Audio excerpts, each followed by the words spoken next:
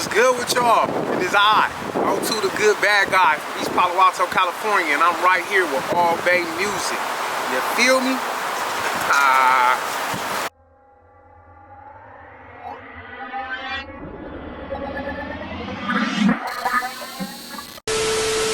Yeah. So how's your day going so far, O2? Man, every day above ground is a good one, brother. I strive to live that motto as best as I can. So the sun is out, got a nice breeze. I'm in the beautiful city of San Francisco, California, so shit. I'm feeling good, man. I'm feeling good. Happy to hear that. Feeling the same, bro. Right on. So, how'd you get the name O2 the Good Bad Guy? Okay, kind of interesting. So I used to go by Plan B, you know what I mean? A lot of my people know me as that. But when I got to Clark Atlanta University, my freshman year in college, it was a hip-hop showcase. I believe it was a freestyle battle. And I was trying to sign up for it. I was actually backstage. I had signed up for it. And somebody was like, hey, man, you got to have a stage name. I can't just use your regular name. I'm like, just use my, nah, man, you need a stage name. So I got to thinking, O2, oxygen, man, my mama's breath of fresh air. And ever since then, it's been O2. Fast forward about a year later, we still in school, and just the good bad guy, it came around. That's kind of what I encompass, you feel me? Ski mask with the halo, man. I can go either way just based on my background. So O2 the good bad guy, you know what I'm saying? I feel you, man. Yeah. Yin and yang. You feel me? Such is life, and this is you know, the balance between light and dark. And when I say dark, I mean as it relates to nature, not none of that, you know, evil shit. We suppress that. We go hunt for that. But so yeah, man, O2 the good bad guy. It was fitting. You know what I mean? Suits you well. Yeah, shout out mine. What's the youngest age that you started making music, and did you have anybody that was really an inspiration to you, whether it be family, whether it be fellow artists, etc.? So yeah, I come from East Palo Alto, California, you know what I'm saying? And it's just a melting pot of creativity. And so I think the earliest I can remember doing music was probably like maybe 5th or 6th grade. My stepdad, Larry Hoover, he was Larry Thompson. He was a real crucial inspiration for me. Just, you know, throughout the day, just albums, EPMD, Kumo D, Das EFX, Tupac, just playing and keeping it around me. I had a teacher, Mama Shashay Kaluma. She was my poetry teacher. And you know, every song started with poetry. So she started me writing like in the 3rd grade. And by the time I got to the 6th grade, I had changed from poetry to, you know, doing rhymes over beats. Formed a group with my cousin Kambui. We was called Brotherhood. And we was rocking, you know what I'm saying? And so I think that'll probably be my earliest memory. But in terms of getting on that microphone and spitting, my stepdad, Larry Thompson, he was a huge inspiration. Him and Tupac, you know what I'm saying? Yeah, I had a lot going on within my house and in my small city of East Palo Alto. So I had a gang of stuff to write about, you know what I mean? I could imagine. Yeah, yeah. Were you born out in East Palo Alto? Nah, so a lot of people be like, I was born and raised in East Palo Alto, but nobody was born in East Palo Alto. We don't got no hospital. I was actually born in North Carolina, you feel me? But in '84, moved to East Palo Alto, California. I was 4 years old. And other than going to school in Atlanta for college, I lived in Ohio for 1 year. I lived in San Jose, California for 1 year. Other than that, I was raised in East Palo Alto. That's where you call home? Oh yeah, that's home. That's my shit. Everything the light touches belong to me and mine, you feel me? So don't take my word for it. What was it like growing up out there? It was real interesting. I love it. I wouldn't trade it for the world. Some days I might, you know, be like, maybe we could do that one over. But for the most part, it was beautiful, man. It was yin and yang. It was light and dark. It was up and down. It was in and out. You know what I mean? I saw a lot and I heard a lot. In a positive way and in a negative way. And then I always believe there's a gray area. So it was interesting. It was very community-based. You know what I'm saying? I grew up with a very pan-Afronistic lifestyle. You mean I was speaking Swahili from like 3rd to 6th grade, celebrating Kwanzaa, learning about my history. There was also a militant side. You know what I'm saying? From 3rd to 6th grade, I went to a school named Shule Mandela Academy. So that'll kind of give you an idea of what we was on. We wore dashikis and sung the Black National Anthem in the morning. People used to leave food boxes in front of their driveway, so you you walk into school, you could pick up some fruit or pick up some soups or things like that. It was definitely a small village. You know what I mean? If you did something, somebody knew about it and he was gonna make it home if you wasn't disciplined right there where you was doing it at. It was a lot of love, man. A real strong family environment. It was it was a murder capital of America at one point, but it's crazy to say, I felt safe. You know what I'm saying? I felt it wasn't a lot of outsiders coming in, so we had to deal with us. In many ways, we could have dealt with that a lot better, but in a lot of ways, as a youngster growing up, man, it was my oasis, man. It was my piece of Africa. You know what I mean? Right there in Little Oak, East Palo Alto. Yeah, so I learned a lot and I saw a lot. And it was a melting pot because we was right by Stanford and Palo Alto and between Menlo Park and Atherton. So a lot of just different textures of life I saw and experienced. Yeah. Honestly, it's really beautiful how community oriented it sounds like it was living there. Oh man, it was not everybody experiences East Palo Alto. Some people come from a lot of like larger cities, San Francisco, Oakland. And at the end of the day, I mean, we was real country back then. Like I remember horses and chickens in the street. And you feel me? Like real dope boys on horses though. And but then on the flip side, like learning how to farm and just, yeah, man, it was a small piece of Africa. EPA, they call it the east part of Africa. I mean, little Nairobi.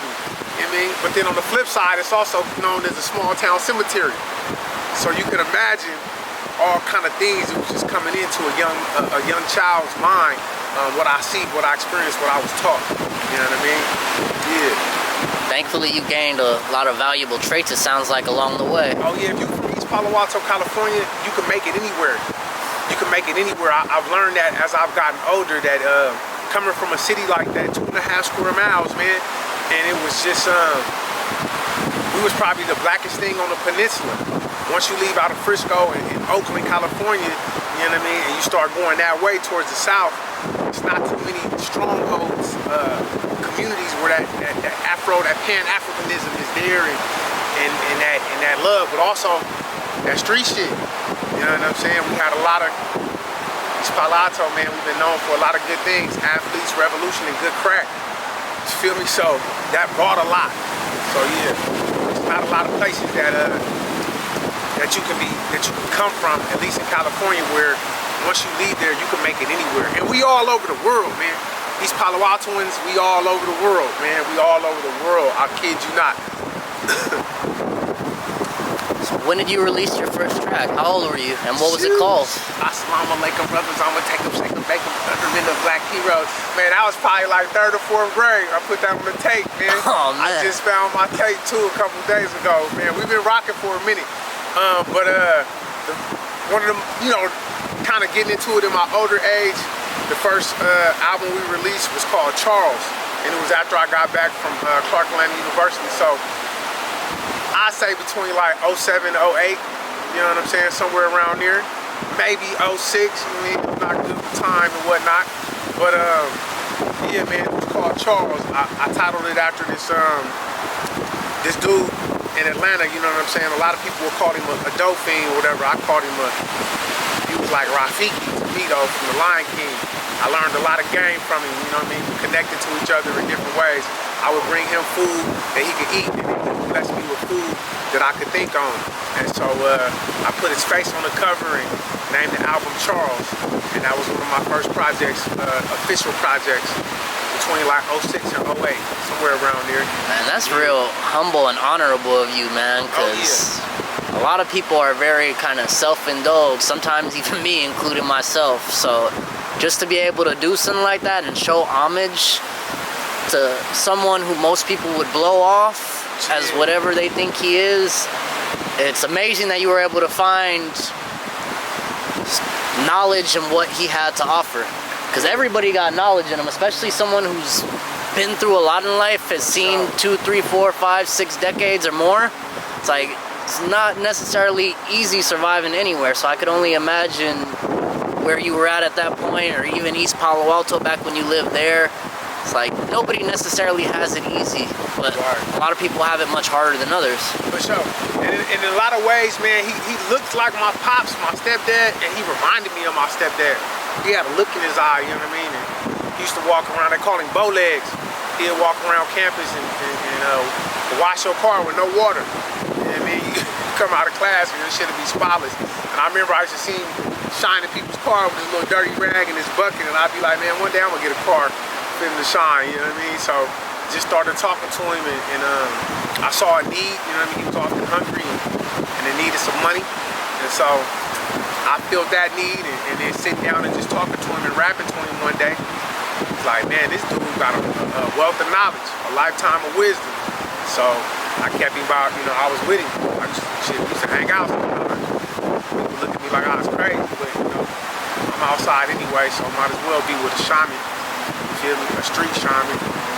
Real shit. There's plenty of folks like that I've met throughout my life, and I've gained the most knowledge from them. Some of the people that a lot of people would think are the craziest. For sure, for sure. And there's some people that think I'm crazy and shit.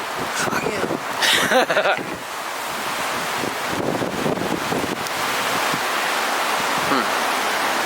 What was your favorite track off your 2020 album, Dice Games?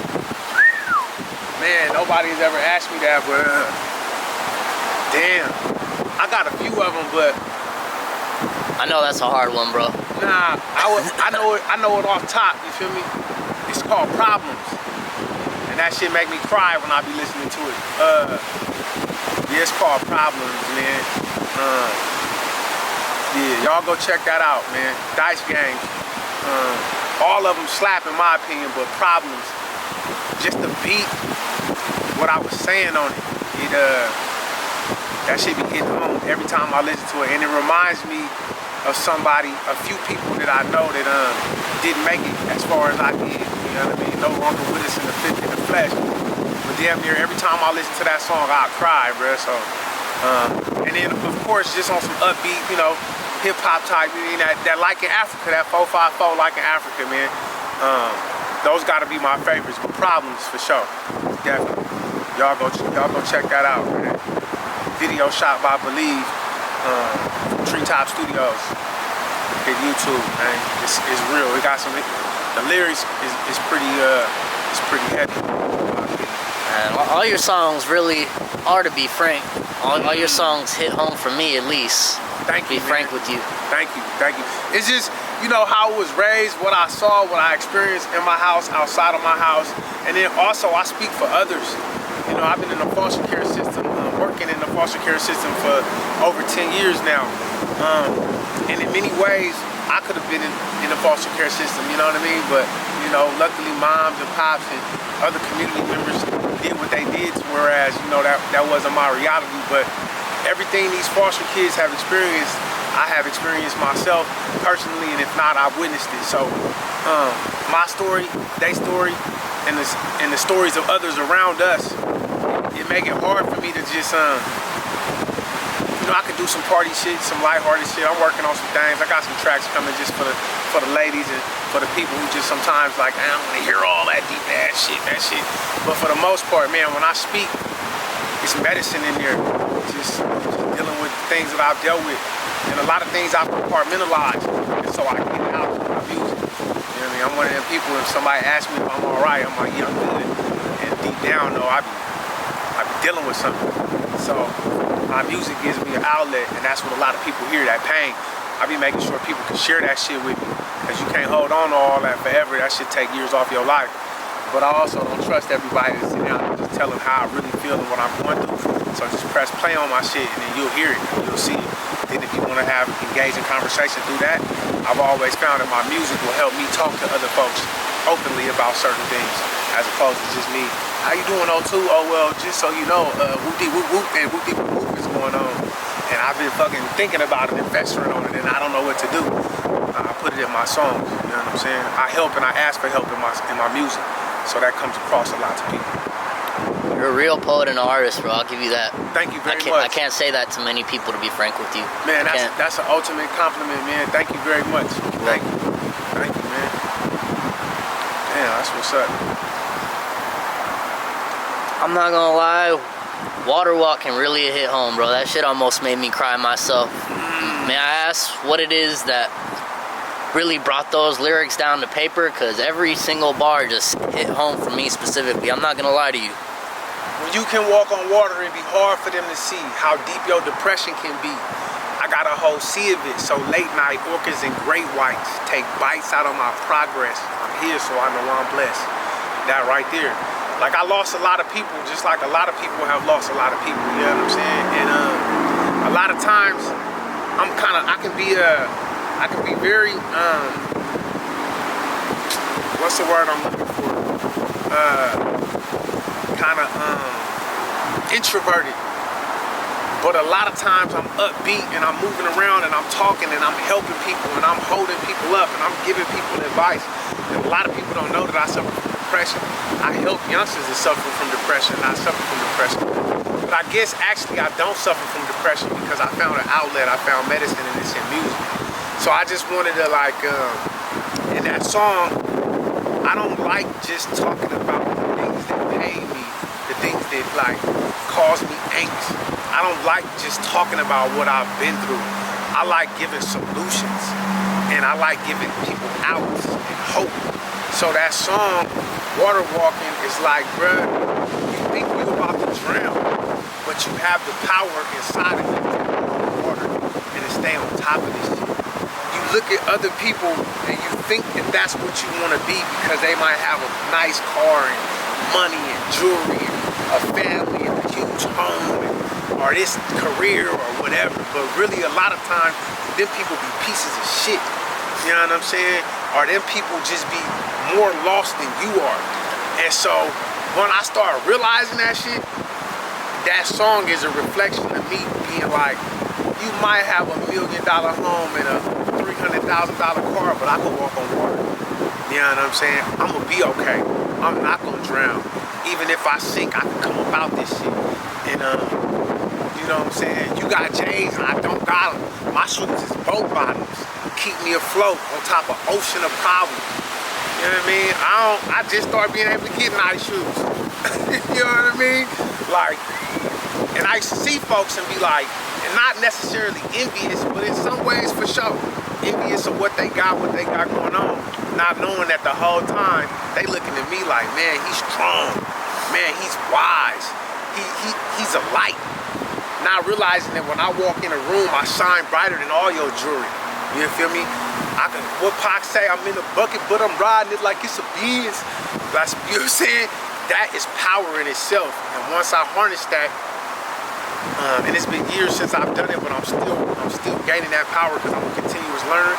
But that's what that song represented for all them ones that needed to be reminded that, man, you the one we need out here. That humble spirit that's willing, and that brave spirit, and that knowledgeable spirit. And it's cool to have fancy shit. I ain't knocking that. And it's cool to have expensive and nice shit, but the money is in here. And in here, that's the wealth and the health. And so that's what that song represents. You know what I'm saying? That's where the real gems are at. Yeah, you feel me? And it was really me talking to myself and anybody else who needed to hear it and they could relate to it.